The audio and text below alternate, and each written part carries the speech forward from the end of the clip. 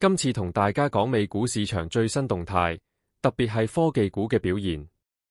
大市方面 ，S&P 500同納指都係連續第3日上升，但道指就受 Honeywell 拖累而跌。Honeywell 因為全年預測唔如理想同宣布拆分成3間公司，令股價大跌超過 5%。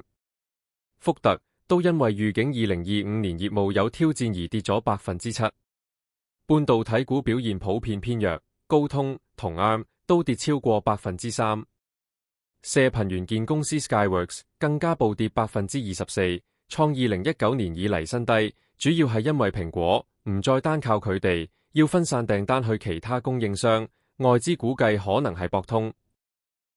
亞馬遜第四季業績優於預期，營收有1877億美金，每股盈利 1.86 蚊。不過今年首季預測就令市場失望。預計營收淨係1510至1555億美金，低過市場預期。去年第四季資本支出創新高，去到278億美金。執行長謝斯強調會繼續大量投資 AI 基建，目標係打造成為 AI 領域嘅超市，仲要挑戰 NVIDIA 嘅市場地位。財務長更加預計今年資本支出可能去到1050億美金。AWS 雲端服務第四季營收287.9億美金，年增 19%， 符合預期，但已經係連續3個季度維持呢個增長速度，冇見到強勁加速。呢個情況同微軟、Azure 同 Google Cloud 都面對緊同樣嘅問題，就係投資咗咁多資源，但 AI 帶嚟嘅回報暫時都未見特別突出。亞馬遜就話 AWS 創新收入通常要幾個月之後先會喺數據度反映到。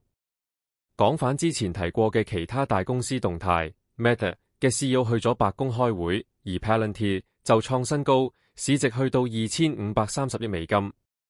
Pinterest 第四季營收首次突破10億美金，股價因為業績而升咗 18%。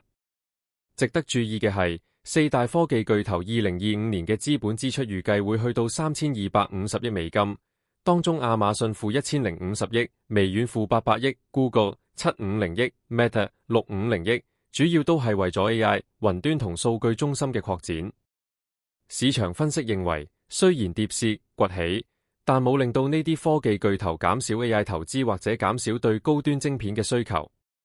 相反，碟市嘅成功反而激發咗市場對 AI 產業更大嘅投資意欲，唔單止幫軟件公司減低成本，仲令科技巨頭更想透過頂尖晶片拉開算力差距。貨幣市場基金方面，上週有441.8億美金流入，令到總額去到6.92萬億美金，反映市場仲有大量資金未入市。呢個就係今日企業市場嘅最新消息，希望大家聽完之後對市場有更好嘅了解。多謝大家收聽。